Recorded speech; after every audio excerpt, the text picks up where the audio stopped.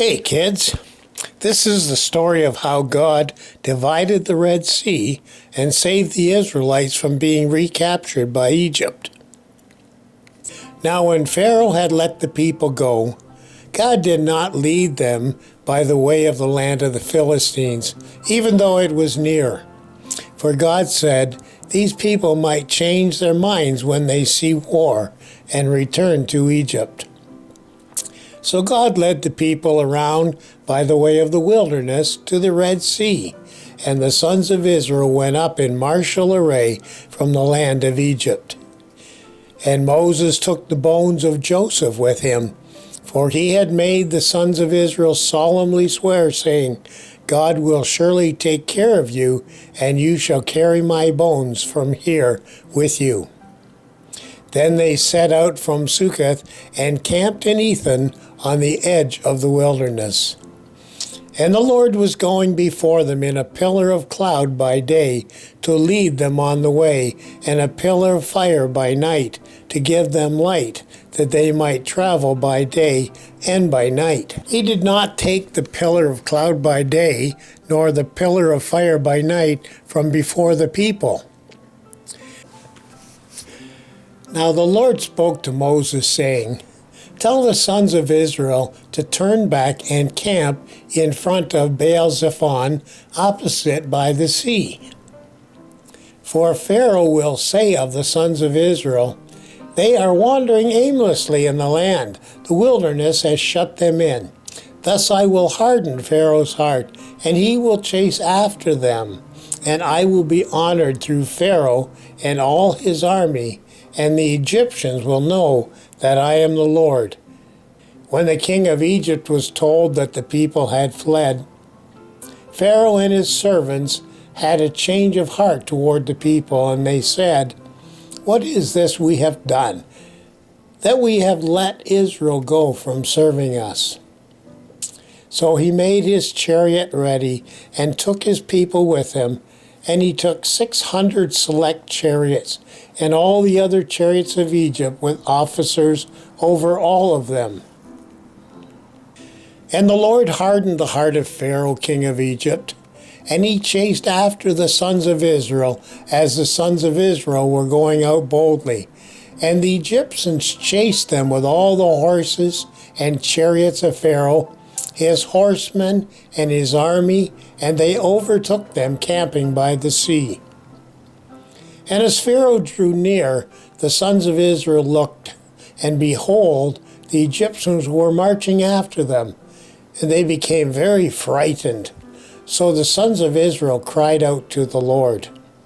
And they said to Moses, Is it because there are no graves in Egypt that you have taken us away to die in the wilderness? Why have you dealt with us in this way, bringing us out of Egypt? Is this not the word that we spoke to you in Egypt, saying, Leave us alone, that we may serve the Egyptians? For it would have been better for us to serve the Egyptians than to die in the wilderness. But Moses said to the people, Do not fear. Stand by and see the salvation of the Lord, which he will accomplish for you today. For the Egyptians whom you have seen today, you will never see them again forever. The Lord will fight for you while you keep silent. Then the Lord said to Moses, Why are you crying out to me? Tell the sons of Israel to go forward. Now the angel of God, who had been going before the camp of Israel, moved and went behind them, and the pillar of cloud moved from before them and stood behind them. So it came between the camp of Egypt and the camp of Israel. And there was the cloud along with the darkness, yet it gave light at night. Thus the one did not come near the other all night long. Then Moses stretched out his hand over the sea, and the Lord swept the sea back by a strong east wind all night, and turned the sea into dry land, so the waters were divided. Now the sons of Israel went through the midst of the sea on the dry land, and the waters were like a wall to them on their right hand and on their left. Then the Egyptians took up the pursuit, and all Pharaoh's horses, his chariots, and his horsemen went in after them into the midst of the sea. Now at the morning watch the Lord looked down on the army of the Egyptians through the pillar of fire and cloud, and brought the army of the Egyptians into confusion. He caused their chariot wheels to swerve, and he made them drive with difficulty. So the Egyptians said, "Let us flee from Israel, for the Lord is fighting for them against the Egyptians." Then the Lord said to Moses, "Stretch out your hand over the sea, so that the waters may come back over the Egyptians, over their chariots and their horsemen." So Moses stretched out his hand over the sea at daybreak, and the sea returned to its normal state, while the Egyptians were fleeing right into it. Then the Lord overthrew the Egyptians in the midst of the sea. And the waters returned and covered the chariots and the horsemen, even Pharaoh's entire army that had gone into the sea after them. Not even one of them remained. So the Lord saved Israel that day from the hand of the Egyptians, and Israel saw the Egyptians dead on the seashore.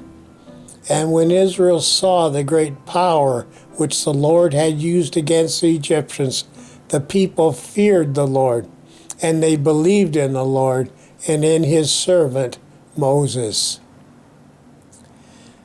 Then Moses and the sons of Israel sang this song to the Lord and said, "I will sing to the Lord, for he is highly exalted.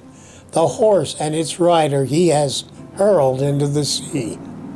The Lord is my strength and song, and he has become my salvation. This is my God, and I will praise him, my father's God, and I will extol him. The Lord is a warrior. The Lord is his name. Pharaoh's chariots and his army he has cast into the sea, and his officers are drowned in the Red Sea." Now Miriam the prophetess, Aaron's sister, took the timbrel in her hand, and all the women went out after her with timbrels and with dancing. And Miriam answered them, "Sing to the Lord, for he is highly exalted. The horse and his rider he has hurled into the sea." Then Moses led Israel from the Red Sea, and they went out into the wilderness of Shur. And they went 3 days into the wilderness, and they found no water.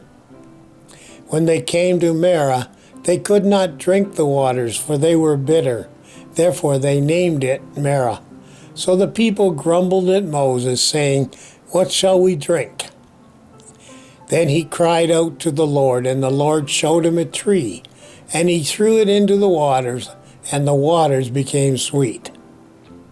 Now Moses said, "If you will give earnest heed to the voice of the Lord your God, and do what is right in his sight, and give ear to his commandments, and keep all his statutes, I will put none of the diseases on you which I have put on the Egyptians, for I, the Lord, am your healer." Then they came to Elim, where there were 12 springs of water and 70 date palms, and they camped there beside the waters. Well, kids, the parting of the Red Sea is one of the greatest miracles that God ever did, and it caused the Israelites to believe in God in a very powerful way.